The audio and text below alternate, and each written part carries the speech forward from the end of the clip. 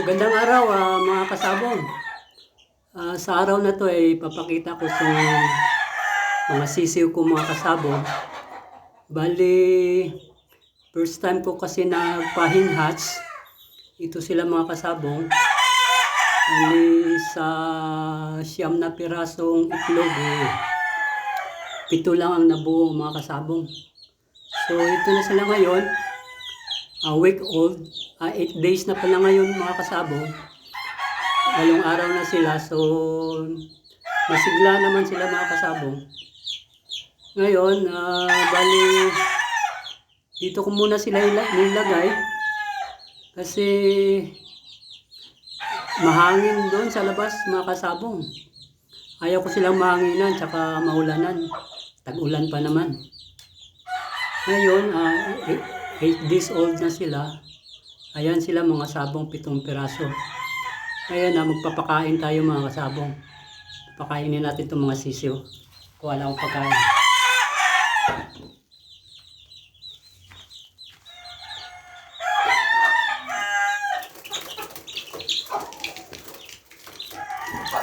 Ayan na sila mga kasabong. Naguhunahan na sila sa pagkain mga kasabong. Bali, iniwalay ko yung inahin kasi ubusin na inahin yan eh. Tsaka nilagyan ko ng yero para yung matatapon dyan lang. Kasi may halong itlog yan mga kasabong eh. Para sa protein nila, no? Pagka nalaglag dyan lang sa yero. At hindi mapunta dun sa lupa. Kasi alam nyo mga kasabong, maniwala kayo sa hindi, 20 days old lang mga kasabong, may bulati na. May bulati na yung mga sisiw mga kasabong, kaya pinakailangan pagdating ng 1 month old, kailangan magpurga mga kasabong, ano? Kasi nakikita ko minsan 20 days old lang, may nakalambitin na dun sa likuran nila mga kasabong, bulati. Kaya ako, ayan, pagkadating ng 1 month old, kailangan talagang pagpurga, no? Ayan mga kasabong, oh. So 7 piraso, ayan, makain na sila. First time ko kasi magpa-hinhatch mga kasabong eh. Kaya kasi gawa yung nasira na yung battery ng incubator ko wala na. Hinhatch na lang ako mga kasabong. Bali, ayan, purong itim. Ay, yung inahin pala mga kasabong pure black velcro yan mga kasabong. Pure black velcro. Bali, ito sila 50-50 mga kasabong. Kasi yung broodcock nito yung signature line ko dito sa akin, ano? Bali, spine line mga kasabong. 50% velcro, 50% spine line mga kasabong.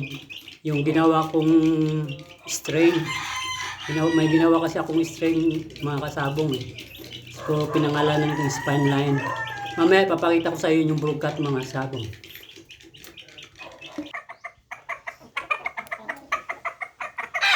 Bali, ito yung broodcock mga kasabong, sinasabi ko sa inyo. Maganda naman yung stasyon niya.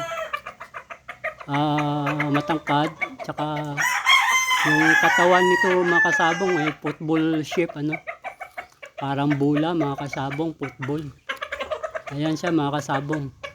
Spine line, yun ang ginawa kong strain na mga manok mga kasabong. Ayan siya. So, ayan. Bali, 3 years old na siya ngayon. Ayan mga kasabong. Yan ang broodcock ko mga kasabong. Bali, ang umpisa nito mga kasabong, dati talagang ano ito galing ito sa 4-way cross mga kasabong, 4-way cross. Ngayon matagal na, mga 10 years na mga kasabong, pinagbalik-balik ko lang yung mga yon, yung 4-way cross na yon, Hatch velcro, at saka yung babae naman Albany roundhead mga kasabong. Yun yung pinag-umpisahan nito mga kasabong. Ngayon, nakikita ko naman sila na minsan nananalo, minsan may natatalo din. Kaya ginawa ko silang isang strain mga kasabong. Bali, nag-infuse na rin ako dito ng pure velcro mga kasabong. Tapos, breed out ko ulit yung velcro mga kasabong. So, ang nangyayari, yan, ganyan na sila mga kasabong. Yan na yung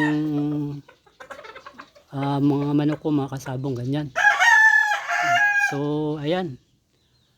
So, tingnan natin yung mga sisiw mga kasabong. Ayan mga kasabong. Tapos na silang kumain, naubos nila. So, lulusog, masigla naman sila kasabong. Ngayon, pakakainin natin yung inahin mga kasabong. Ayan, pakainin natin.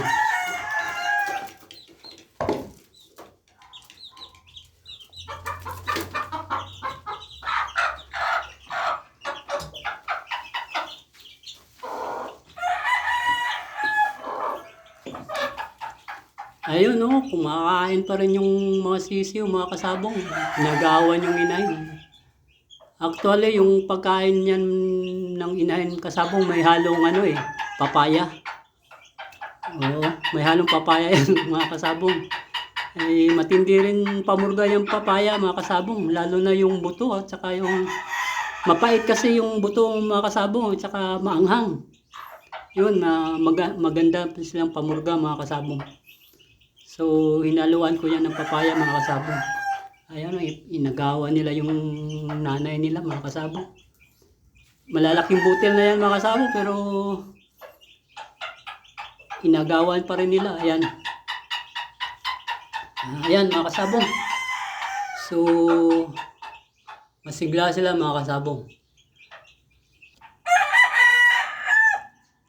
Ito mga kasabong, ayan ebidensya na may papaya akong hinalo doon mga kasabong. Ayan. Ayan. Mabisang pamurga yan mga kasabong, maliban doon sa bunga. Yan lang po mga kasabong. Maraming salamat.